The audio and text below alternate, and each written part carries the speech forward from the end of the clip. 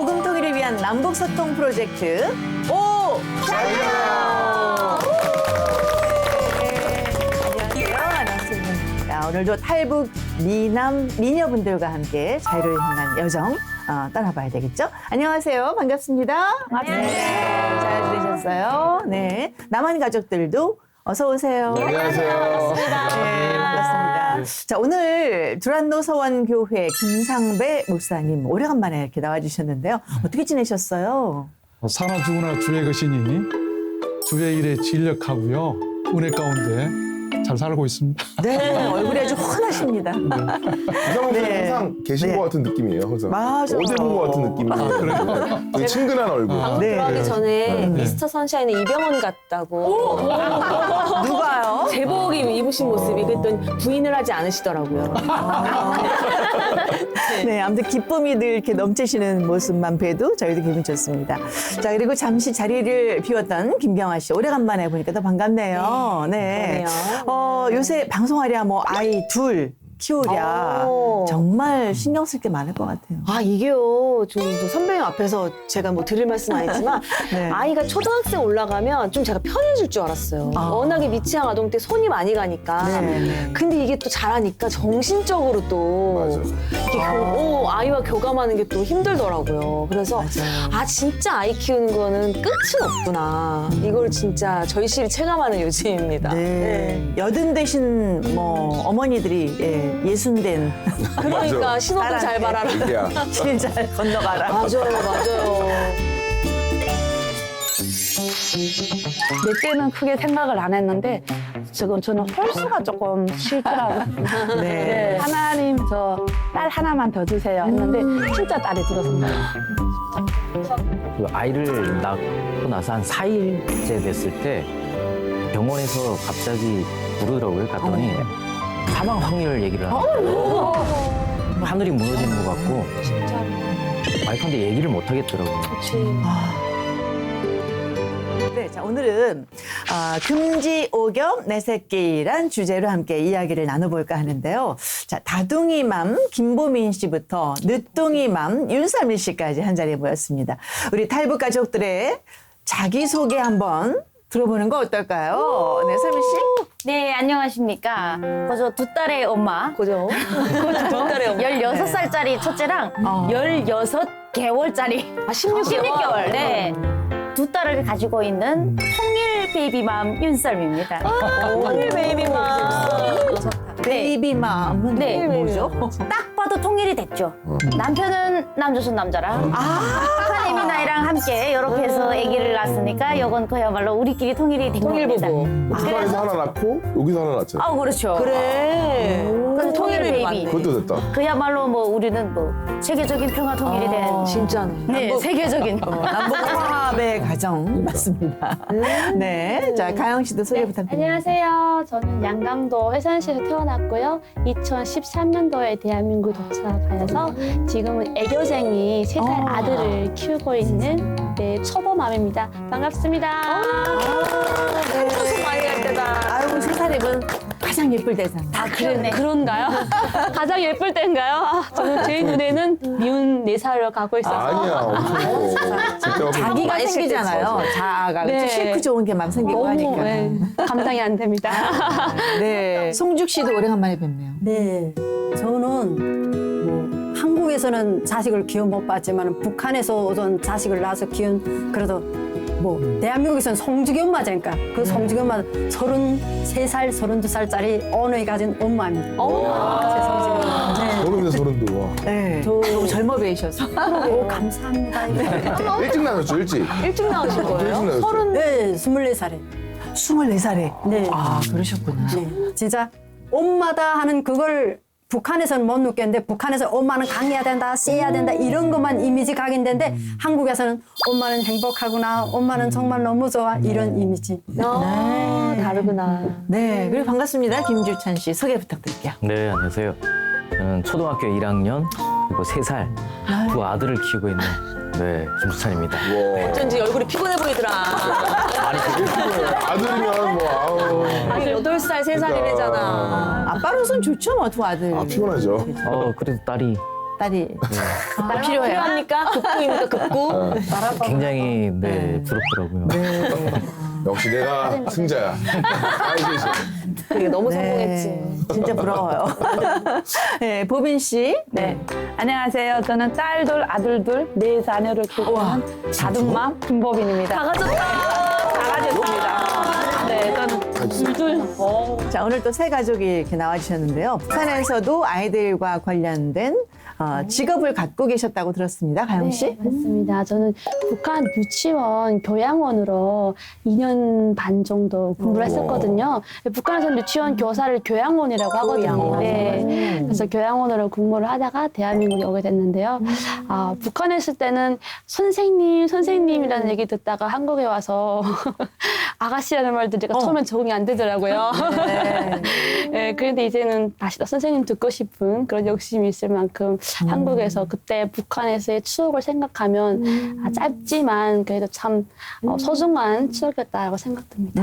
역시 교양원답게 교양이 있어 보이십니다. 진짜 너무 교양 있으셔. 너무 우아하셔. 근데 궁금한 게 이제 북한 유치원은 남한이랑 또 어떤 점들이 다른지 가영 씨가 제일 잘 아실 것 같아요. 네, 일단은 우리 어린아이들은 이렇게 뇌가 스펀지랑 같잖아요. 정말 진짜 보고 듣는 걸 그대로 쏙쏙쏙쏙 받아들이잖아요. 그래서 그런지 북한이 이게 첫 스타트 교육을 굉장히 중요하게 생각하는 거는 남북한이 똑같다. 그런데 북한은 교육 내용이 세뇌라는 겁니다. 그래서 김부자 세뇌 교육을 정말 등원할 때부터 끝까지 세뇌 교육 중심인 거예요. 네, 그래서 아이들이 지금 누리고 있는 모든 행복은 누가 주신 거다? 아버지 원수님 주신 거다. 그러니까 너희들은 어떻게 나라의 효자동, 충성동으로 보답해야 된다라고 이렇게 세뇌 교육을 팍팍팍 주는 거예요. 그러니까 이게 교육 내용이 너무 다르다 보니까 아이들은 재밌다고 할지 모르겠지만요. 지금 한국에 와서 보면은 너무 재미없는 유치원 생활이 아닌가라는 슬픈 생각도 들어요. 딱하다. 뼛속 깊이 주의. 네네. 누구 덕? 수령님 덕. 그렇죠. 그래서 딱 등원할 때는 우리 한국에서는 아이들이 밝은 모습으로 선생님께 인사만 하면 되잖아요. 네. 북한에서는 담임선생님께 인사를 먼저 드리고 들어가면서 원수님 사진에 두 손으로 딱 인사를 드리고 네, 그리고 들어가야 되거든요. 그러니까 이런 게 다르고 또 가장 큰 차이는 이게 북한에는 급식이 제공이 안 되거든요. 그러니까 도시락을 싸가는데 이거부터 뇌물입니다. 어머나. 제가 유치원 교사로 처음 배정받아서 정말 충격적인 게 뭐였냐면요. 아이들이 동그랗게 앉아요. 모두 앉아요. 막 이렇게 앉는 거예요. 그리고 도시락 뚜껑을 안 열어요. 선생님 열어줘서 자기 밥을 덜 때까지 열지 않는 거예요. 앉아있는 거예요. 선생님 말. 선생님 가운데 앉아서 아이 도시락을 반을 그냥 쏙 주세요. 근데 이걸 누가 하냐? 저는 처음 신입이니까 저희 그 선배 교사님이 저한테 보여주시는 거예요. 근데 밥을 반을 톡 잘라서 돌고 자기가 먹는 거 그래? 아이가 싸온 계란, 고기도 맛있는 걸 다 먹는 거예요. 어떡해. 그리고 이 반찬을 덜은 아이는 밥을 먹는 거예요. 그러니까 선생님이 돌질 않으면 선생님이 덜 덜어주길 원하는 거야. 네, 그 아이들 눈빛이 있잖아요. 막 이 동보가 막 흔들려요. 내가 좋아하는 반찬은 조금만 들어가야 되는데 막 이게 흔들리는 게 보이는 거예요. 내놔 그러면서 이렇게. 그 사실을 엄마도 알아요? 알아요. 오빠들이 달걀도 2알 싸보내는 거예요. 알고 하나만 드세요. 하나는 저희 아이 주세요라는 거예요. 의뢰. 아니 근데 이런 거를 힘센 친구가 아니라 선생님이 가져간다고 하니까. 그래서 옛날에 그거 있었잖아요. 그 밥 밑에다가 깔아놓는 거. 애들이 먹을. 달걀 후라이 달걀 후라이 밑에 깔아놓잖아요. 고추장도 넣어서 이렇게 막 흔들어서 막 우리 난로에 이렇게 데워서 그런 거 뭐 많잖아요. 도시락 얘기하면 참 끝이 없어. 아니 이런 얘기를 하니까 보빈 씨 뒤에서 계속 끄덕끄덕 하시는데 혹시 유치원을 북한에서 다니셨나요? 근데 저는 유치원에 가서 공부를 배웠던 기억보다 아기를 봤던 기억밖에 없어요. 애기를 봐요? 왜? 타가서 선생님들이 김 메고 막 곡식 심으려 가면 제가 높은 반이잖아요. 그러니까 여자가 제 혼자예요. 그러면 저 가난 애기들부터 기저귀를 갈고 얻고 재우고 타가서 온 아이들. 네. 그래서 그때 몇 살이었어요? 아니 일곱 그래도 살이었어요? 유치원생이었을 거 아니에요. 네, 저는 6살이죠. 5살, 6살인데 뭘. 네. 근데 애기가 애기를 업는데 혼자서 뒤를 애를 딱 이렇게 업고 있잖아요. 어릴 때부터. 네. 그래가지고 제 이름 석자도 못 쓰고 학교 들어갔어요. 그래서 이제 말 들어보니까 선생님이 진짜 날강도였구나. 그러네. 네. 자, 우리 아이들에 대해서 금지 오겹이라는 주제로 이야기를 나눠보고 있는데 출산기 얘기부터 좀 우리가 나눠봐야 될 것 같아요. 먼저 다둥이 엄마 김보빈 씨 애들 얘기를 좀 해보려고 하는데 아이들이 엄마를 닮았나요? 아빠 닮았나요? 예, 딸들은 엄마를 닮고 아들들은 아빠를 닮았어요. 아들들. 네. 근데 딸들은 저를 닮아가지고 목소리가 높아요. 네, 소리가 높고 늘 성격이 밝은 성격으로 네, 잘 적응하고 있고 네. 아들들은 집중력이 아빠를 닮아가지고 소리 질러도 집중하면 안 들려요. 나이가 몇 살이에요? 몇 살이에요? 큰딸 18살, 둘째 10살, 셋째 7살, 넷째 4살. 좀 텀이 있으셨구나. 몇 년을 애를 낳는 거야? 뭐 오랫동안 육아를 하셨군요. 근데 저는 육아라고 따로 힘들다고 이렇게 느껴본 적이 없어가지고 예. 네, 김보빈 씨가 아이들과 함께하는 일상을 북지부에서 준비를 했다고 합니다. 우리 궁금하잖아요, 그렇죠? 함께 궁금하다. 만나보시죠.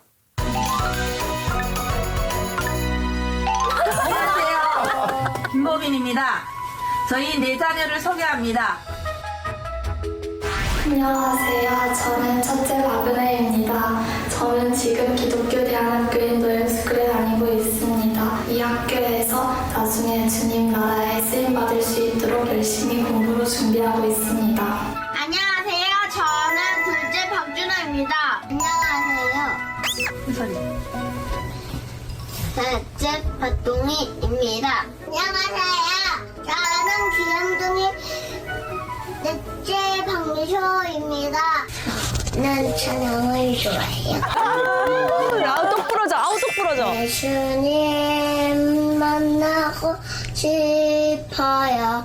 예수님 만나고 싶어요. 동이 나중에 커서 어른이 되면 뭐가 될 거예요? 로봇 봤어.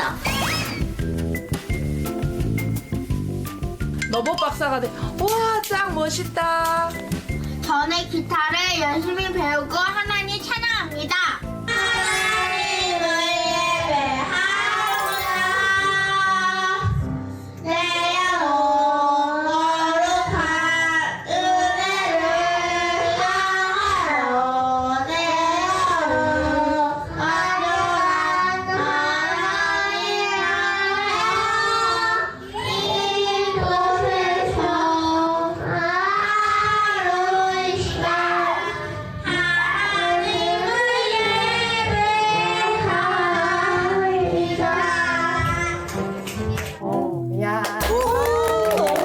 보기만 해도 뿌듯하다. 근데 저 정도면 큰 딸이 막내를 키워. 그러니까요. 4명의 자녀들을 기도로 이렇게 갖게 됐다고 들었는데 어떻게 내 아이와 이렇게 단란한 가정을 꾸리게 됐는지 얘기를 좀 들어봐야 될 것 같습니다. 네. 어떤 사연이 있나요? 저는 23살에 제가 임신매매로 팔려서 중국에 가서 나온 애가 첫째예요. 네. 근데 한국으로 오다가 북송되면서 저희 딸이 고아원에서 5년을 크게 됐어요. 아유, 첫째 딸이? 네. 그래서 그 감옥 생활을 다 마치고 와서 진짜 그 5년 동안 하나님 우리 딸을 제발 입양되지만 않게 해달라고 기도를 했는데 제가 우리 딸을 만나서 10일 같이 있으니까 입양하러 온 거예요. 네. 하나님이 진짜 기도 한마디, 나의 숨소리까지도 기억하셨고, 그래서 만나서 1년 동안 같이 살다가 한국에 오면서 제가 기도를 했어요. 하나님이 택하여서 저한테 진짜 같이 할 사람을 만나게 해달라고 기도를 했어요. 그래서 만난 분이 지금의 남편인 거예요. 근데 저를 만나서 같이 지내면서 이제 셋째를 출산하게 되면서 넷째는 크게 생각을 안 했는데 지금 저는 홀수가 조금 싫더라고요. 네. 아, 그래서 나도 홀수인데 어떡하지? 하나님 늦지 않았어요. 저 딸 하나만 더 주세요. 네, 딸 하나만 더 주세요. 그냥 딸들 아들들. 하나님은 제 기도를 다 들으셨잖아요. 그래서 딸 한 명만 더 주세요 했는데 진짜 딸이 들어선 거예요. 그래서 진짜 잘났다. 근데 육아에 크게 힘든 줄 몰라요. 자, 윤설미 씨도 뭐 비슷한 과정을 겪으신 걸로 알고 있는데 근데 늘 뵈도 참 활기차고 에너제틱하고요. 최고죠. 맞아요. 예쁘세요. 네. 예. 고민 많으셨죠? 둘째 갈 때까지. 당연하죠. 그러니까 뭐 제 의견이 아니었고요. 제 남편이 아예 안 낳는다 했습니다. 그러니까 첫째가 너무 힘들 것 같아서. 첫째 아이가 이 엄마 품을 떠나서 살았기 때문에 우리 안 낳자. 얘만 잘 키우자. 그래서 이제 신랑은 이렇게 말하죠. 얼마나 감사하냐 나는 이렇게 다 큰 딸이 왔으니 이걸 감사로 받겠다라고 해서 원래는 애를 안 낳는다라고 되어 있었는데 코로나가 터진 거예요. 네. 그래서 이제 활동들이 많이 줄어들기 시작했는데 언니가 무조건 나라 그랬어요. 만날 때마다 세뇌를 시키는 거예요 저한테. 그래서 사실 그게 롤모델이 거울이 좋으니까 결심을 하게 돼서 아이를 낳았어요. 근데 사실 낳을 때도 만만치가 않았어요. 이 노산이라 해서 배에 주사 4번 매일 놓고 피 4번 뽑고 해서 그러면서 아이를 낳는데 낳고 보니까 우리 지금 첫째가 하는 예나가 하는 말이 내가 너를 이렇게 좋아할 줄 몰랐다. 요즘은요 학교 끝나면요 자기가 계속 동생 생각이 나서 문을 열면 이 몸이 벌써 이렇게 들어와 있어요. 그래서 들어와서 나도 안 안고요. 그리고 동생도 언니만 오면 막 뛰어나가요. 사랑하지. 그래서 내가 이런 걸 완벽하다고 그러는구나. 맞아. 넘치죠, 넘쳐. 넘쳐나요. 진짜. 얼마나 예뻐 지금. 복 받은 가정. 감사가 넘친다, 맞아. 정말. 네, 목사님 우리가 그 자녀를 갖기 전에 꼭 네. 기도로 준비하는 시간이 필요할 거라고 봐요. 어떻습니까? 당연하죠. 무슨 일이든지. 그런데 하나님께서는 필요한 대로 원하는 대로 주시길 원하시는 분이시기 때문에 먼저 우리가 철저하게 계획을 세우고 실제적인 그런 것이 필요하지 않겠는가. 우리 그 결혼하신 분들 얘기를 많이 들어보면 자기 배우자를 찾을 때 키는 얼마, 네. 뭐 이렇게 구체적 직업은 뭐, 맞아요. 구체적인 기도. 그 기도 제목이 뭐였냐면 키 180 이상에 쌍꺼풀 없는 눈, 등치 좋은 사람. 기도가 떨어지지 않았어. 그러니까 구체적으로 그러니까 성시경을 생각했는데 내가 나온 거야. 큰일 났어. 자유를 왜 이제야 출했나 싶습니다. 출산하기 전에 목사님 뵀었으면 제가 원하는 아이의 원하는 스타일에 원하는 딱 그게 나왔을 때 기도가 부족했던 탓에 아니, 저도 현빈으로 태교했는데 건재관 주니어가 나오더라고요. 이게 유전자는 하나님이 너. 야, 너는 애엄한 기도 나지 마. 키가 있잖아요. 구체적인 기도. 그러니까 하나님은 우리가 필요한 걸 다 알고 계시는데 진짜 알아. 구하지를 않으니까 딜레이하고 계시는 거지. 좀 알아서 주시면 안 되나요? 만약에 우리가 일도 안 하고 가만히 있는데 주신다고 한다면 기도할 필요도 없고 신앙생활할 필요도 없고 그렇죠? 하나님 그걸 보시는 거예요. 구해라. 그러면 내가 주겠다. 그러므로 구체적으로 기도하세요. 아멘. 그럼 이루어집니다. 있습니다. 네, 우리 최성죽 씨는 어느 일을 가기까지 마음고생이 참 많았다고 들었어요. 저는 시집 가서 뭐 사실은 저희들이 북한에 있는 성교육이라는 게 없지 않습니까? 그러니까 성에 대해서 하나도 모르고 저 22살에 시집 갔단 말이에요. 완전 철이 없을 때 정말 뭐 시집 간 남자 옆에 이렇게 눕기만 해도 임신되는 줄 알았단 말이에요. 그렇게 하고 시집 가서리 3년 동안 애가 없었단 말이에요. 그냥 누워만 있었나 보다. 웃기지 맙소. 저는 사실은 그래서 그러니까 저희 때는 정말 고태란 게 형편없이 셌단 말입니다. 남존 내비 사장이 그때 북한에 대단했습니다. 시영로도 애 둘. 시누이 아직 시집 안 가도 시누이도 이제 조금 있으면 남자친구 생기는데 아니 오빠라는 게 아도 없죠. 그러니까 저 여자 저 알을 못 낳는 거니까 계속 눈치 주고 시집에 올라가면 그 눈치 보는 게 너무 했는데 3년 딱 됐는데 24살에 3년 되는 해 임신되는데 제가 사람이 그때 이 감정을 표현을 지금도 저는 그때 그 감정을 표현을 못 하겠어요. 너무 기쁘셔. 너무 저는 이제 임신했는데 너무 약하니까 임신한 게 알리지도 않았습니다. 막달 찾는데도 약간 일부러 배를 내밀게 다녔단 말입니다. 나 임신했어 하고 그래, 제가 너무 그때 자랑이지. 너무 이제 막 근데 사람들이 그런 거 막 싫어한단 말이에요. 북한 남자들은 막 이러는데 저희 남편이 애정 표현도 못하는 그 사람이 야 우리 오케 임신했어 사기나 동네방네 다니니까 그만큼 임신하기 힘들었는데 임신하니까 정말 힘들더라고요. 근데 제가 그때 제일 힘들었던 게 그 3년 동안에 임신 한 번 했는데 유산됐단 말이에요. 아이고. 거기서 이거 한국식 표현하면 트라우마라 해야 되나? 그게 탁 돼가지고 무시없더라고요. 그러시고. 너무 무시해가지고 이게 또 유산되면 어쩔까 그래서 밖에도 마음대로 못하는 거 이랬습니다. 너무 고생했습니다. 그러게요. 첫 아이는 유산을 한 거고. 그다음에 둘째로 우리 지금 딸 낳고 바로 한 해 몇 년생으로 그 다음에 또 바로 애가 돌이 타 1월이 생일인데 9월에 그다음에 9월에 우리 애를 낳았단 말입니다. 아들을 다시 연년생으로. 어머나 바로 나오셨네. 얼마나 힘드셨어. 우리 김지찬 씨도 아이를 어렵게 가졌다고 들었습니다. 예, 어떻게 얼마 만에 첫 아들을 낳게 되셨나요? 저는 딱 10년 만에 아이고 10년 기다리셨어요. 네. 진짜 힘들지. 많으니까. 중국에서 이 신앙생활을 하면서 네. 전 구체적으로 배우자 기도를 했었어요. 그래서 첫사랑을 만나서 결혼을 했는데 네. 그래서 남한에 같이 왔거든요. 저희 아내는 아이를 너무 좋아해요. 그래서 직업도 유치원 교사를 오랫동안 했었어요. 근데 그렇게 아이를 좋아하는데 아이가 안 생기고. 얼마나 마음고생하셨을까. 네. 근데 그걸- 결혼 상대자를 놓고 기도를 했다고 하셨잖아요. 근데 첫사랑이었어요. 네. 그럼 언제 어떻게 기도를 한 거예요? 첫사랑 만나기 전에 기도하신 거예요? 아니요. 봤는데 어떤 마음에 드는 여성분이 있어서 그분을 놓고 기도를 했죠. 그렇지. 그분이 지금 아이 엄마. 네. 구체적인 기도가 진짜 그게 기적이다. 중요하다. 맞춤형 기도지 뭐. 매일 아침 저희가 중국에 있을 때 등산을 했었어요. 산에 가서 이렇게 기도를 하고 그랬었거든요. 네, 네. 그 여성들, 남성들 이렇게 따로 생활을 하는데 그 여성들 기도하는 그 모습에 그분이 특히나 기도하는 모습이 아름다웠어요. 너무 이뻐 보였어요. 야. 그러네. 첫사랑 때 저도 좀 기도를 할 거. 근데 첫째 낳고 나서 첫째를 이제 10년 만에 이제 아기를 네. 어떻게 낳은 거지? 사실 아이를 갖고 싶어서 시도를 여러 번 했었는데 유산을 하게 됐었어요.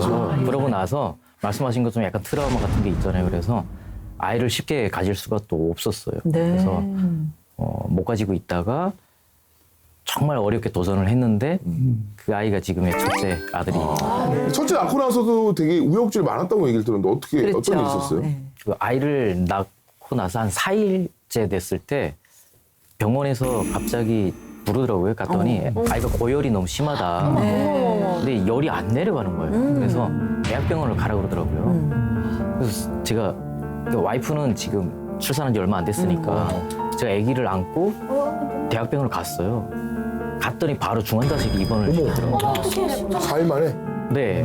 10년 만에. 그리고 병원 그 담당 의사가 설명을 하는데 사망 확률 얘기를 하는 거예요. 그때 깜짝 놀랐죠. 그 폐혈증이었어요. 폐혈증. 신생아가 폐혈증이면 힘들게 떠났는데. 진짜 하늘이 무너지는 거. 하늘이 무너지는 것 같고 진짜로.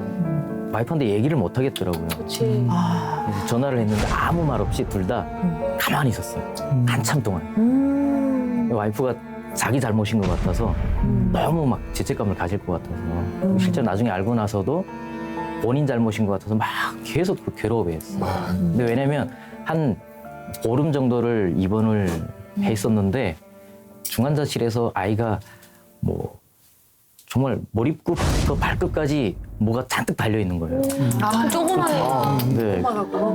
요만한 데가. 당시에 또 전염병 메르스인가 아, 그래가지고 네네. 그때였구나. 심한도 막 이런. 부모들이 아이를 볼 수도 없어요.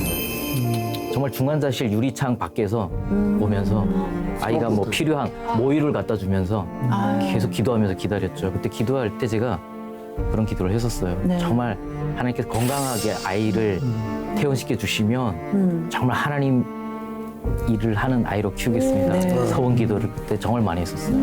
그래서 며칠 만에 아이가 보름 만에 퇴원을 하고 기적이다. 근데 이제 그런 얘기를 하더라고요. 그 고열이 심해서 나중에 좀 뇌 손상 같은 것도 있을 수 있다. 그치, 혹시 그런 모르는 이야기를 거지. 했었어요. 그래서 아이가 이제 뭐 발달을 막 하는 과정에 굉장히 막 조마조마했었죠. 그치. 뭐 말이 어느라거나 뭐 초점이 괜히 어떻게 tum이라도 될까봐. 불편하고. 네. 너무 똘똘하고 건강해요? 너무 건강하고 지금까지 뭐 응급실 한 번 안 가고 세상에. 진짜 기도가 애를 키우는구나. 그러니까 그런 기도를 진짜 애를 키워. 하게끔 뭔가 네. 그렇죠? 신앙인으로 정말 신앙으로 키우라고. 근데 우리도 지금 임신 출산이 계획대로 되지 않잖아요. 그럼요. 근데 그 환경에서 얼마나 마음고생을 하셨나 싶은데 사실 그러니까 아들 낳는 비법도 있고 애를 낳으려면 뭐 이런 한약을 하라 뭐 이런 것들이 있잖아요. 고기를 먹어라. 북한에서도 그런 민간요법 같은 게 많을 것 같아. 있을까요? 몇 시에 뭐 네. 저는 유산하고 저희 어머니가 생당쑥이 있습니다.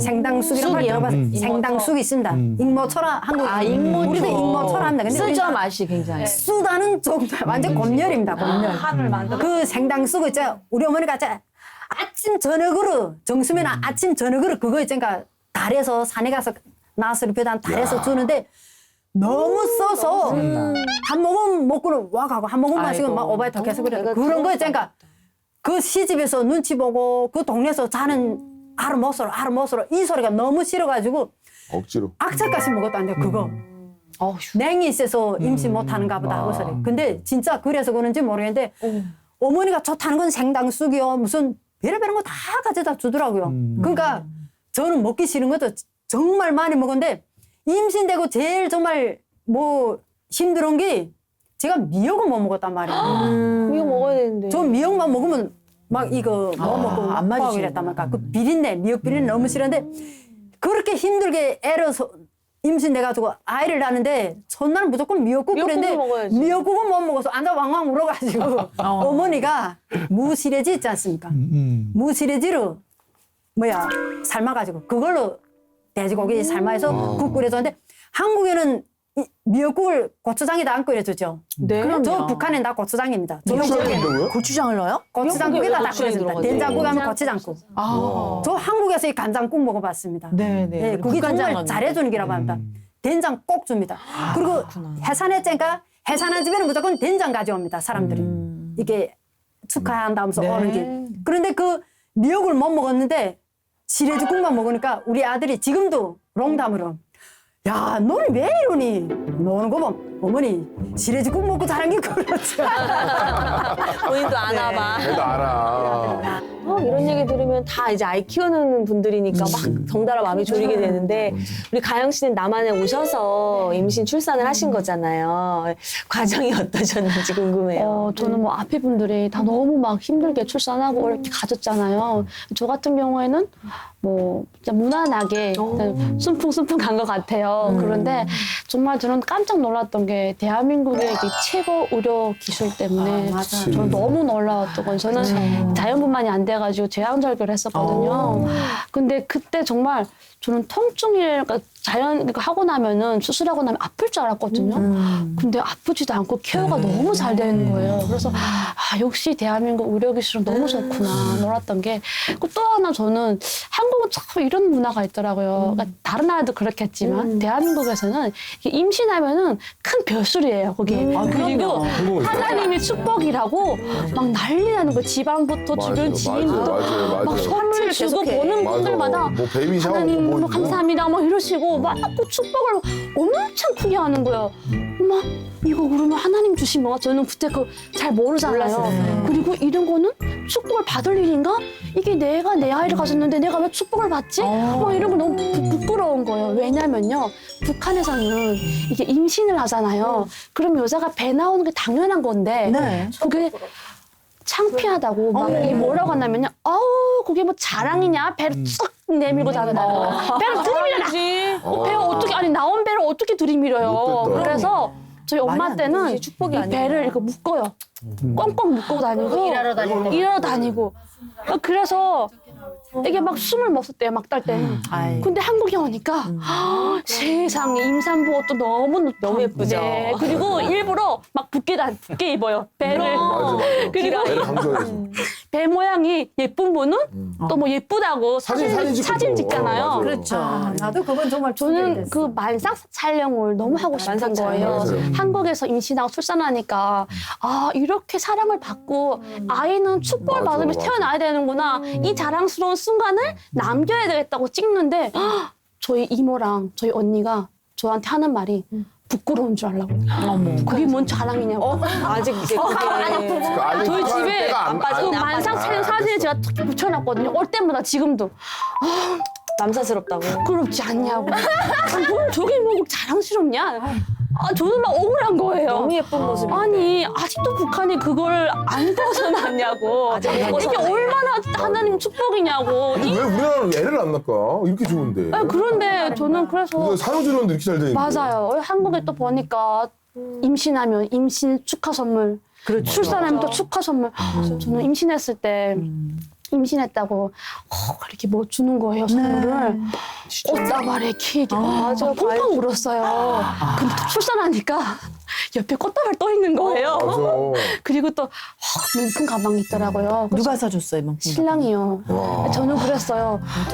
그래서 한국에서 명품 가방 받고 싶으면 출산을 해야 된다는 말을 이래서 하는구나. 뭐그 서초구나 아니면 저 지방에서 애기 낳으면은 셋째 낳잖아요. 그 다음부터는 막 돈을 1,000만 원 써요. 많이 준 데는 또 엄청 많이 주는데 많이 주더라고. 아니면 아니고. 아니, 다 남편이 애기 낳다가 명품 가방 주고 그러진 않아요. 저는 명품 가방이 없었거든요. 근데 네. 저는 그게 당연한 줄 몰랐어요. 근데 한국에 보니까 그래도 받는 게 어찌 보면은 나에게 보상하는 그런 의미더라고요. 제가 근데 아니 내가 내 아이를 낳는데 이런 걸 받아야 돼? 뭐 그런 게 조금 근데 이제는 좀 줬으면 좋겠다. 딱 한 거 받아야지. 지금은 딱한 거 왜 주라고 말은 안 돼. 이게 내 아이지만 내 아이가 아니라 나라의 아이고 또 세계의 맞아. 특히 우리나라는 아이잖아. 또 애 많이 낳아야 돼. 지금 애가 너무 그럼요. 없어. 인구가 지금 줄고 있으니까.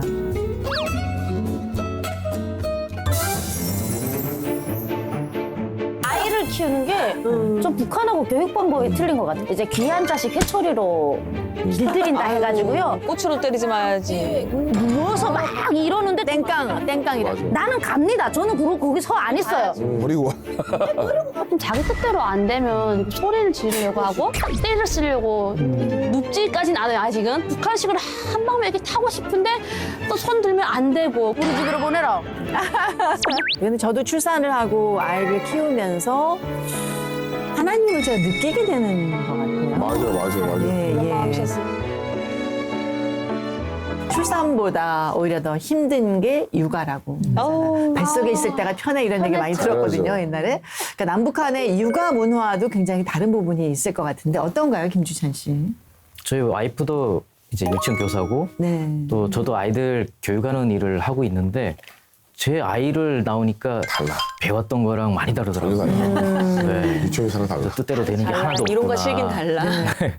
아이를 키우면서 많이 느끼게 되고 특히 주변 그 남한 가정들 부모들 보면 정말 비교가 많이 되거든요. 그래서 되도록 저는 안 만나야겠다 생각을 했던 게 아빠들이 네. 일하고 퇴근해 와서 밥을 하거나 아이를 막 육아를 하고 네네. 굉장히 비교되더라고요. 그게 이해가 안 됐어요. 근데 말씀하셨잖아요. 남자가 얼마나 대단한 존재인지. 북한에서. 근데 그런 게 좀 남아 있나 봐요. 합니다. 지금은 또 많이 바뀌지 않았을까, 분위기가 살짝. 아 그런 것 북한도. 같아요. 저도 껴야 살지 밥 얻어먹지.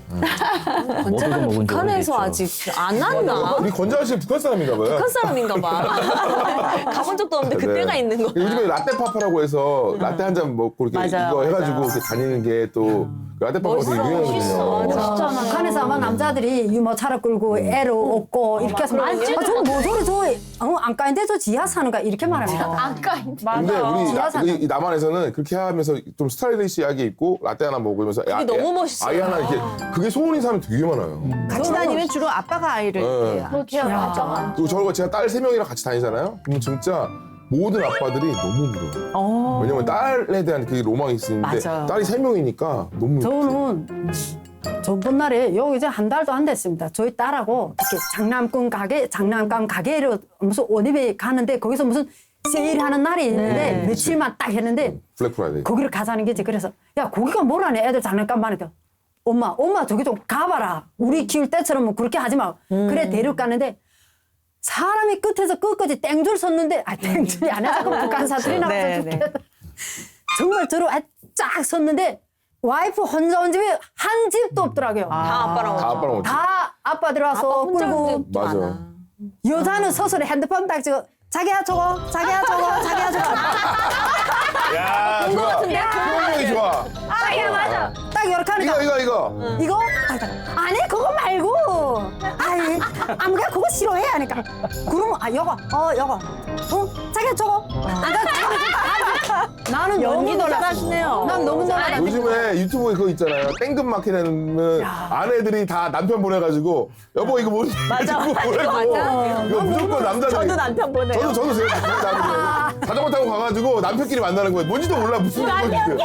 무슨 물건인데 이거 알았어 이거 얼마 주면 돼 5천 지하철 몇 번 몇번 줄 거에서.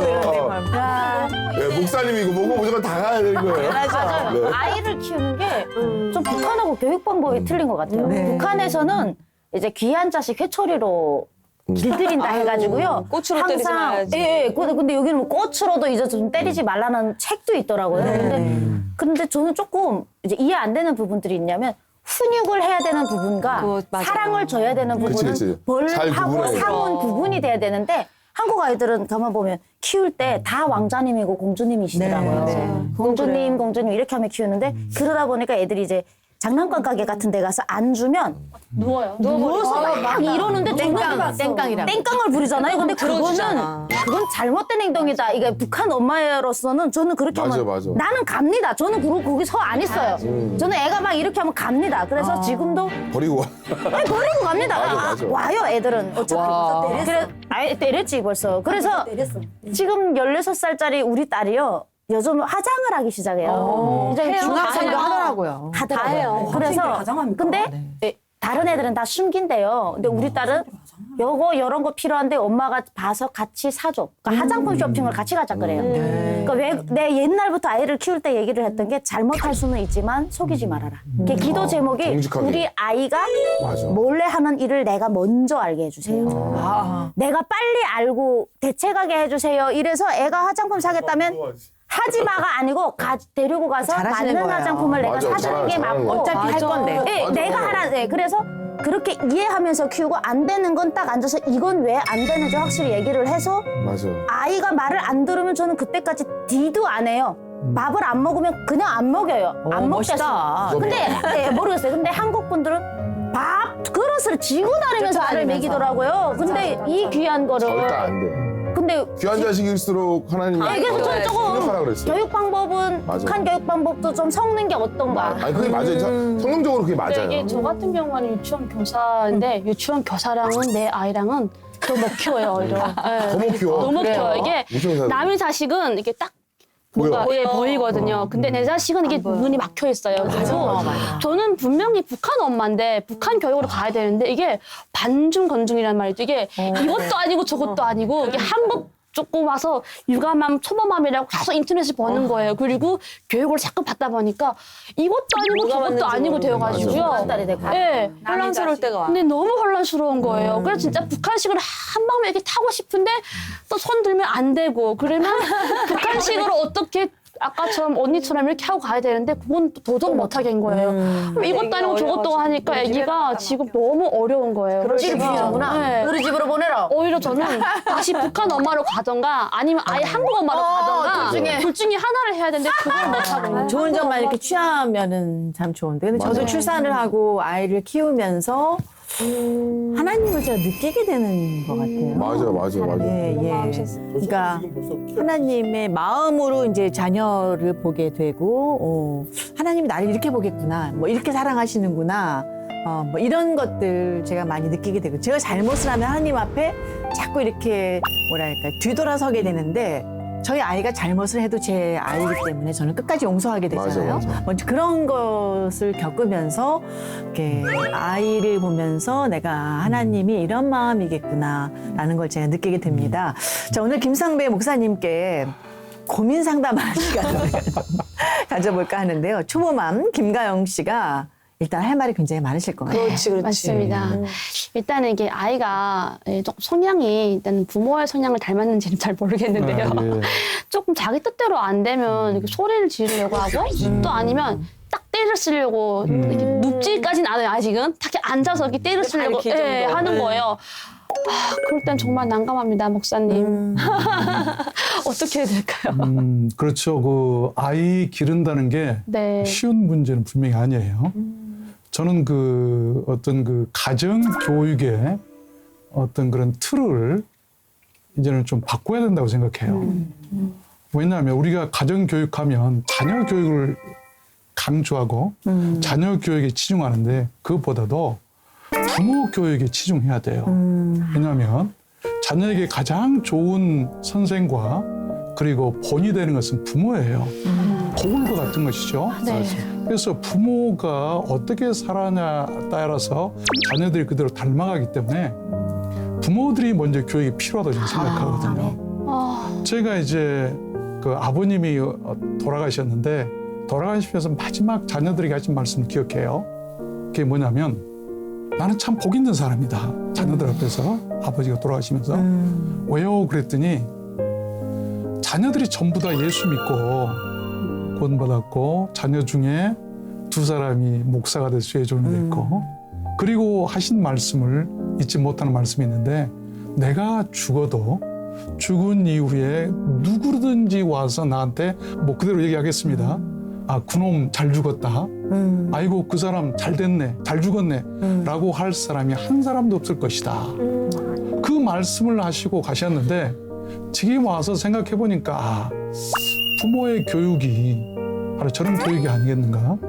그 이후로 항상 저도 뒤를 돌아보면서 내 자녀들에게 마지막 저도 그런 말을 남길 수 있는 부모가 됐으면 좋겠다. 누구에게 피해를 안 주고 상처를 안 주고 흠을 남기지 않고 좋은 그런 마지막 모습을 보이는 게 좋지 않겠는가. 그래서 부모들이 하기 나름이다 생각이 돼요.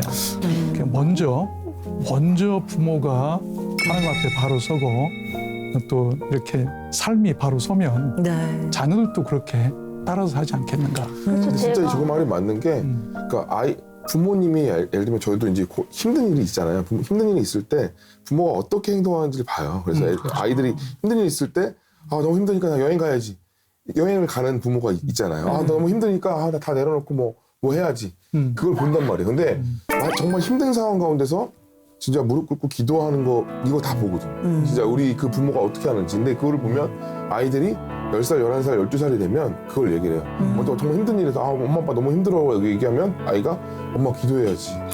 뭐 말씀 봐야지. 하나님 앞에. 그러니까 그게 아이들한테 그냥 교육이 된 거예요. 그게 되더라고요. 진짜 거울이죠. 네, 그래서 제가 가장 지금 바라는 게 있다면 저는 아이에게 뭐 건강은 물론 바라는 거지만 바른 인성을 가진 아이를 컸으면 좋겠거든요. 그런데 하나님을 이렇게 믿거나 아니면 기도하시는 분들은 정말 하나같이 착한 인성을 가지신 거예요. 제가 그래서 정말 우리 DNA는 안 착해도 한국에서 하나님의 이런 축복과 하나님의 뭔가 기도를 이 아이가 어릴 때부터 하면은 아이도 착한 인성을 가지지 않을까라는 마음에 아기 때부터 자장가를 저는 그 당신은 사랑받기 위해 이 노래를 제가 이렇게 불러줬어요. 그 아이가 지금도 자장가 하면은 자기가 먼저 그 노래를 부르는 거예요. 제가 그래서 아 정말 내가 이제 할 수 있는 숙제는 아이를 하나님을 믿게 하는 게 내가 지금 남은 숙제가 아닐까라는 생각이 들거든요. 네, 그래서 정말 제가 진짜 바라는 게 근데 저랑 아이가 아까 부모가 기도를 해야 아이도 기도를 하잖아요. 그렇죠. 지금 그 부분을 제가 잊은 것 같습니다. 네. 본이 되는 거. 네. 이런 얘기가 있죠. 어떤 그 2 아들을 기른 아버지가 있었는데 2 아들이 아주 방황하고 방탕하고 부모 마음을 아프게 하는 거예요. 근데 아버지는 아무리 얘기해도 말을 안 들으니까 시간만 되면 헛간에를 가신다는 거예요. 헛간에 가서 한참 있다 나오시고 또 항상 그걸 반복해요. 그래서 나중에 아버지가 돌아가셨는데 나중에 2 아들이 아주 못된 아들들이 아버지 유품을 정리하다 헛간에를 간 거예요. 헛간에를 가봤더니 한 구석에 벽에 조그만 십자가가 하나 이렇게 걸려 있고 그 밑에 보니까 움푹 패인 2 자국이 있는 거예요. 네. 무릎 잡고 그래서 보니까 그 방탕한 자식들을 위해서 아버지가 시간만 나면 헛간에 누가 볼까 봐서 하나님만 바라보고 거기 가서 기도했던 그 무릎 자국이 붙어 있는 거예요. 그래서 2 아들이 거기에서 아버지가 우리를 위해서 기도했구나 생각하고 2 손을 잡고 회개하고 변화되어서 새 사람이 되었다. 모든 교육은 가장 가까이에서 가장 친밀한 그런 부모로부터 시작된다. 유태인들의 교육 아니에요. 그래서 유태인들은 자녀들과 함께 같이 여행하기, 함께 책 읽기, 함께 노래하기, 함께 잠자기 이런 것들을 통해서 그런 어떤 부모의 체험을 통해서 자녀들에게 DNA를 전승해서 그 믿음이라든지 이런 것들을 승계시키는 거라고 하는 것이죠. 그러니까 저는 아까도 말씀드렸지만 정말 그 한국의 모든 그 자녀 교육, 가정 교육에 대해서 먼저 부모들 교육이 필요하지 않겠는가. 네. 그러면 자녀들은 자연히 따라오게 돼 있어요. 네. 그렇죠? 진짜 저 말이 정말 맞는 것 같아요. 그렇죠. 부모 교육. 맞아요. 그렇죠. 맞습니다. 그러니까 가정 교육의 어떤 패러다임을 그리고 나부터. 저는 항상 생각하는 게 아이한테 집중하면 안 돼요. 그러니까 항상 내 남편이 먼저야 되고 그렇죠. 부부가 내 아내가 먼저죠. 먼저야 돼요. 그래야지 그런 아이들이 훨씬 더 잘 자라요. 훨씬 더 건강해요. 네. 그런 말도 있으니까 그 아버지의 그 아들이 그 엄마의 그 딸이다 맞아, 이런 말이 맞아. 이래서 나오는 것 같습니다. 네. 부부 사이가 막 안 좋고 싸움하고 이러면서 맞아요, 아이한테 맞아요. 똑바로 되라는 네. 아이들 사랑하면 사랑하고 잘 자라고 절대 안 잘 그대로 자라요. 따라 그대로. 부부 사이 좋은 게 최고예요. 네. 그래서 저희 두 아들이 잘 자라고 있습니다. 그렇게 사랑하신다고. 예, 질문 있으신 것 같아요. 주찬 씨도 궁금한 거 있으면 좀 말씀 주세요. 저도 궁금한 부분이 있는데요. 저희 그렇게 어렵게 태어난 아들이 되게 작았어요. 또래보다 좀 작고 왜소하고 음식도 잘 안 먹고 그래서 걱정을 많이 했는데 그래서 뭐 좀 밥 잘 먹어라 계속 그랬더니 그렇게 열심히 기도해서 응답을 너무 받았나 봐요. 이 아이가 너무 또 먹어요? 어느 순간 갑자기 먹기 시작하는데 어머나. 잘 됐네. 너무 먹어요. 너무 먹은 게 고민이에요? 너무 고민일 정도로 먹는데 먹어요? 네. 보니까 비만인가요? 키가 지금 또래보다 커요. 그럼 좋지. 지금 걱정되는 게 이제 비만 걱정입니다. 그러니까 지금 그 단계를 좀 넘어서는 게 아닐까. 그러니까 이제 좀 많이 먹다 보니까 좀 안 움직이려고 그러고 네, 맞아요. 잔소리가 거의 그만 먹어라, 뛰어라 해요. 이제 먹는 건 괜찮다. 많이 뛰어라 그러는데 비만이 좀 걱정이 많이 되더라고요. 이것도 목사님이 목사님이 답을 해결해- 갖고 계실까요? 그래서 그 식탐 문제는 참 어려워요. 네. 성인들도 이렇게 참기가 어려운데 저도 어렵습니다. 참 어려운 문제인데 저는 어떤 그 강압이나 어떤 그 요구에 의해서 이루어진 것은 아니고 정신적인 그런 게 필요하다고 생각해요. 왜냐하면 제가 이제 네팔 선교를 갔었어요. 아주 열악한 지역인데 제가 아이들을 가서 식사를 초대해서 교회에서 먹이고 한 이후에 느꼈던 것이 바로 그 문제예요. 어떤 걸 느꼈냐면 너무 열악하고 그걸 주니까 너무 좋아서 가지고 가서 막 이렇게 구석에 가서 먹고 하는 것을 보고 누가 뺏어갈까 봐 네. 내가 생각하기를 내가 회개했습니다. 내가 너무 그동안 기름진 거 많이 먹고 풍요로운 거 버리고 했구나. 그러면서 내가 조금 덜 먹고 안 좋은 음식 먹고 하면은 나눌 수 있을 텐데 그 생각이 들었어요. 교육이죠. 네. 그래서 생각하기를 한국의 아이들 주면은 뭐 버리고 이런 것들 보면서 이런 그 체험 교육이 필요하지 않겠는가. 맞아. 그래서 식탐을 잡을 길은 말로 안 됩니다. 그래서 정신적으로 왜 하든 이렇게 어려운 사람들이 있는데 나눠야 된다고 하는 정신적인 교육, 어떤 그런 성숙한 그런 교육들로 인해서 자녀들에게 어떤 것을 사상을 심어주는 게 이길 수 있는 길이지 강압적으로 해서는 안 된다라고 맞습니다. 생각이 들어요. 맞아요. 말로는 네. 말로는 안 저도 되는 거죠. 항상 그런 생각을 하고 있으니까 너무 결핍이 없는 맞아요. 모든 것들이 다 맞아, 그냥 맞아. 얻어지는 것들이 많아서 그러니까 그래서- 저쪽이 축복이에요.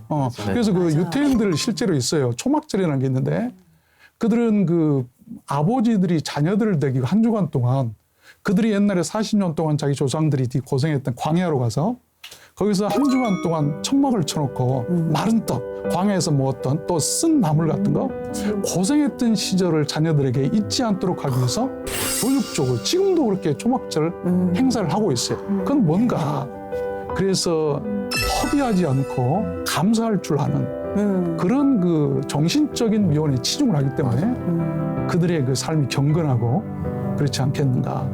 그러므로 그 어떤 강압보다는 너 밥 먹으면 안 돼라고 하기보다는 왜 많이 먹고 이렇게 버리고 하면 안 되는가. 정신적으로 자 체험을 한번 시켜봤으면 좋겠어요. 가난한 집을 한번 가본다든지 또 병원에 한번 가보라 그러죠. 네.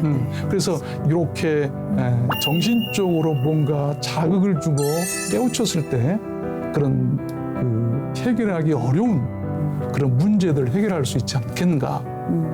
그래서 그런 아울리치 교육 이런 것도 네. 맞아. 그렇죠. 하고 뭐 그 농촌 봉사활동 그렇죠. 그리고 뭐 이런 저는 것도 진짜 추천하는 게 아버지가 하는 일을 같이 아이들과 같이 가는 거 되게 좋아요. 네, 그게 맞아요. 왜 그러냐면 제가 어떤 그 목사님 얘기를 들었는데 이 목사님이 그 아버님이랑 같이 어떤 일이 있으면 강원도 그 산골에서 그 아버지가 항상 그때 너무 시골이라서 그 강원도 산골에 그 항상 도둑이 많았대. 그래서 항상 아들을 데리고 이제 순찰을 다닌 거예요. 근데 이 아들이 생각할 때는 그때의 기억이 너무 좋았던 거야. 아빠랑 다니는. 그러니까 우리는 뭔가 특별한 무슨 뭐 여행을 다녀야 되고 뭐 어떤 뭐 특별한 이벤트를 해야지 아이들한테 기억이 난다고 생각하는데 아이들한테는 사실 되게 작은 기억인데 그냥 아빠랑 뭐 순찰 다니는 거, 도둑채들로 숫자 이런 것들이 아이들한테 맞아. 아 아빠가 나랑 같이 하고 있구나. 그러니까 저희 일상을 아이들 나누는 거죠. 저희 아이들도 제가 이렇게 간증이나 사역 같은 거 갈 때 같이 다니거든요.